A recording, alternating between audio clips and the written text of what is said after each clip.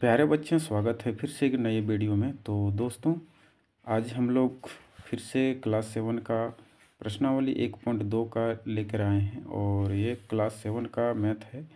तो इसमें हम लोग क्या करेंगे कि ये हम लोग एक पिछले वीडियो में हम लोग क्या देखें कि यहाँ पे हम लोग 1 का पूरा 8 तक हम लोग क्लियर कर चुके हैं। ठीक है, अब हम लोग आगे हम लोग क्या बनाते हैं कि दूसरा, तीसरा, चौथा प्रश्न हम लोग इस वीडियो में करेंगे। ठीक है, तो चलिए इसको फटाफट हम लोग करते हैं। तो क्या लिखा है, सबसे पहले क्वेश्चन पढ़िए। लिखा है कि एक ऐसा पूर्णांक युग्म लिखिए जिसका जिसका कहता है योग 7 हो। अब हम लोग दो ऐसे संख्या को लिखेंगे जो उसको हमको जोड़ने पर 7 आना चाहिए। ठीक है, तो आप लोग अपने मन में भी कर सकते हैं ऐसा। ठीक है, अब यहाँ पे कह रहा है कि दो ऐसे संख्याओं का युग्म लिखना है जो उसको घटाने पर, अंतर मतलब क्या होता है, घटाव, तो इसको हम लोग घटाएंगे तो -10 आना चाहिए। ठीक है, वैसी दो संख्या हम लोग लेंगे। और फिर तीसरा में है कि इसका जोड़ने पर 0 आना चाहिए। ठीक है, और फिर इसमें है उस जब कोई संख्या लेंगे तो घटाने पर 7 आना चाहिए। ठीक है, तो हम लोग यहाँ पे बनाते हैं कि ऐसा पूर्णांक लीजिए, पूर्णांक युग्म लिखिए जिसका जोग, पहला प्रश्न में है जोग। ठीक है, क्या लिखा है, जोग 7 हो, यानी जोग 7 है। तो ऐसे भी हम लोग क्या ले सकते हैं इसका आंसर में, तो इसका आंसर में हम लोग ले सकते हैं जैसे कोई भी संख्या हम 5 और 2 भी ले सकते हैं। ठीक है, या हम लोग 4 और 3 भी ले सकते हैं। ठीक है, क्योंकि ये दोनों संख्या को जोड़ने पे क्या आना चाहिए, 7 आएगा। 4 और 3 जोड़ेंगे तो क्या होगा, 7 होगा। 5 और 2 जोड़ेंगे तो क्या हो जाएगा, 7 हो जाएगा। ठीक है, तो इस तरह से इसका आंसर हो जाएगा। ठीक है, अब हम लोग दूसरा प्रश्न में जो कह रहा है कि अंतर जो होगा -10 होना चाहिए। ठीक है, जब हम दो संख्या को लेंगे तो और उसको घटाएंगे तो हम लोग क्या आना चाहिए, -10 आना चाहिए। ठीक, तो हम लोग वो दो संख्या ले सकते हैं। कौन सा ले सकते हैं, तो ऐसा करिए कि हम एक -7 ले लेते हैं। ठीक है, अब इसमें हम क्या जोड़ेंगे, जो हो जाएगा 10, तो हम लोग 3 को जोड़ने पे 10 आना चाहिए। ठीक है, तो 3 एक ले लेते हैं हम लोग, 3। ठीक है, तो देखिए यहाँ पे इसका अंतर हम लोग करके देखते हैं कि आता है कि नहीं। ठीक है, तो ये हम लोग युग्म ले लिए। अब इसको हम लोग जांच के देखते हैं कि -7 लिए और इसको घटाने बोल रहा है अंतर, तो -3, यानी इसको ये -7 लिए और इसको हम लोग अंतर किए, मतलब ये घटाव किए। ठीक है, अब देखिए माइनस और माइनस क्या होता है, जुड़ता है, तो यहाँ पे हो जाएगा -10, और माइनस माइनस जब जुड़ेगा तो क्या हो जाएगा, -10। तो हम लोग क्या यहाँ पे लिए, एक -7 लिए और एक +3 लिए। ठीक है, तो इसका आंसर ये हो जाएगा।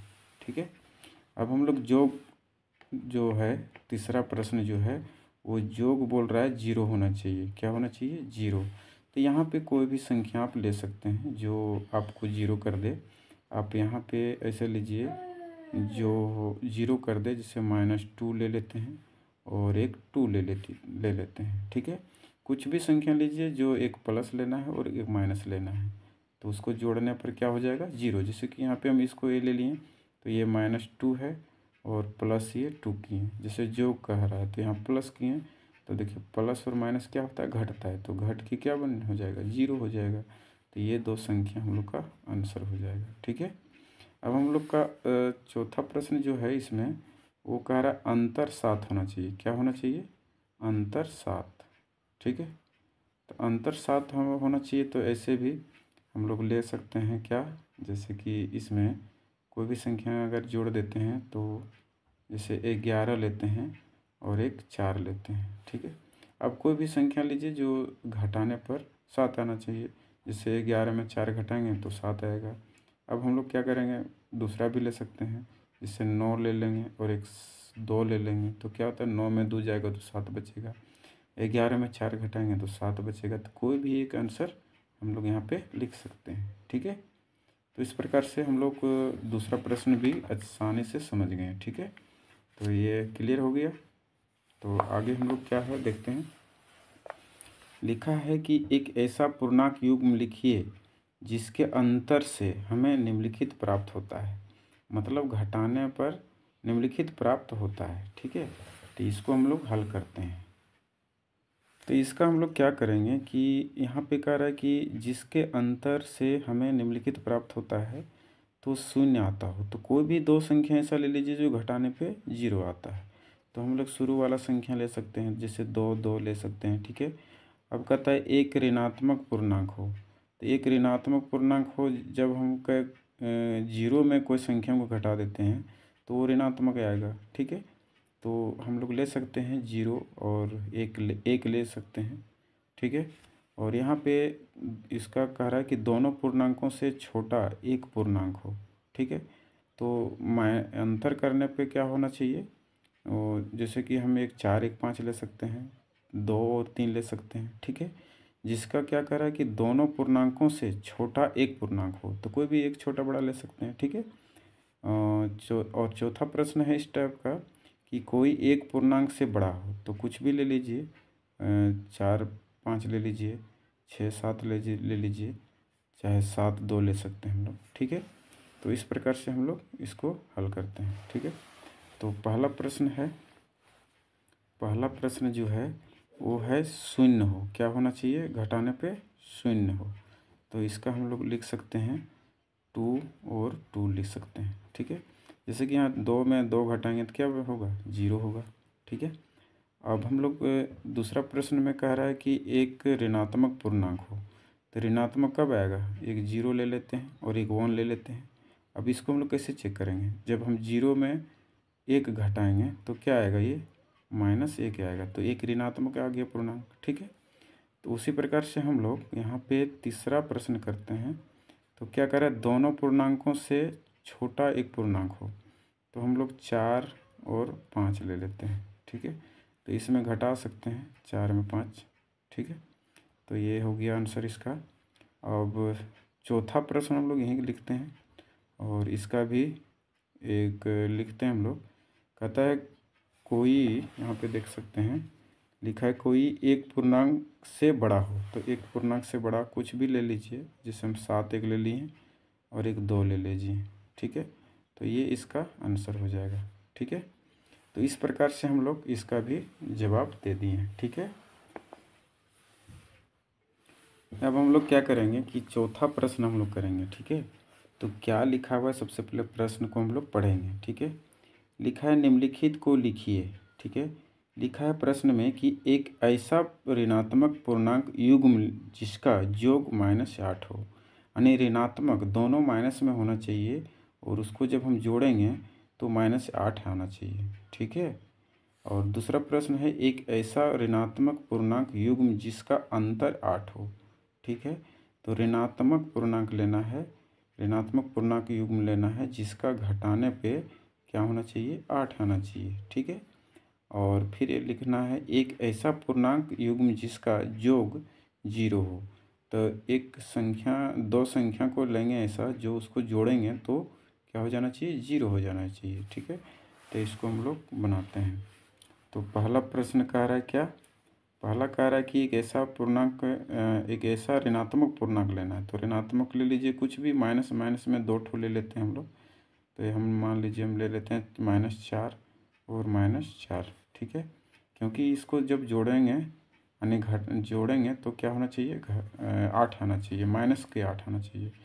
तो इसको हम लोग जोड़ के देखते हैं, -4 प्लस करेंगे और -4 करेंगे। ठीक है, तो इसको हम लोग जोड़ के देखते हैं, -4 और माइनस प्लस क्या होता है, -4 होता है।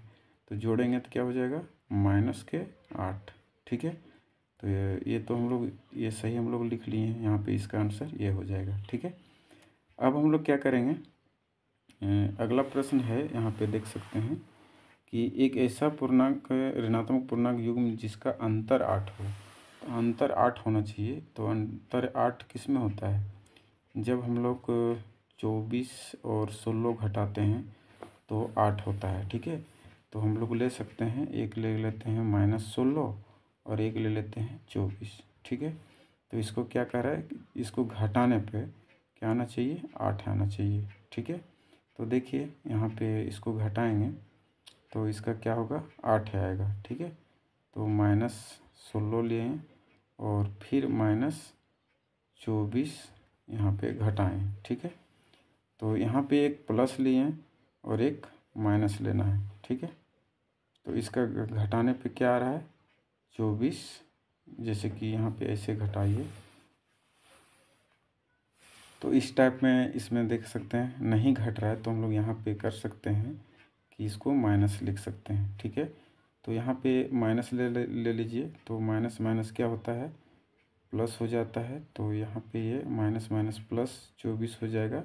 तो अब क्या होगा, ये घटाने पर क्या हो जाएगा 8 हो जाएगा। ठीक है, तो इसका भी आंसर ये हो गया। तो हम लोग -16 और -24 लेंगे। ठीक है, अब हम लोग लास्ट एक प्रश्न है, तीसरा प्रश्न, जो क्या लिखा है, एक ऐसा पूर्णांक युग्म जिसका जो युग्म यानी जोड़ 0 हो। ठीक है, तो कोई भी संख्या ले लीजिए, जो जैसे 5 ले लिए और एक -5 ले लिए। अब इसको हम लोग देखते हैं जोड़ करके। ठीक है, तो -5 यानी 5 लिए और प्लस इसको किए, प्लस करना है, तो -5 को भी प्लस किए, तो क्या हो जाएगा माइनस, ये प्लस माइनस माइनस हो जाएगा और 5। ठीक है, तो ये घटाएंगे तो क्या हो जाएगा 0। तो यही चीज़ हमको दिखाना था। ठीक है, तो इसका भी आंसर हम लोग का ये हो गया। तो इस प्रकार से आज हम पूरे चौथा प्रश्न भी क्लियर कर चुके हैं। तो वीडियो कैसा लगा कमेंट करके ज़रूर बताइए, और चैनल में नए हैं तो चैनल को सब्सक्राइब करिए। चलिए नेक्स्ट वीडियो में आप लोग से मिलते हैं, तब तक के लिए जय हिंद, वंदे मातरम।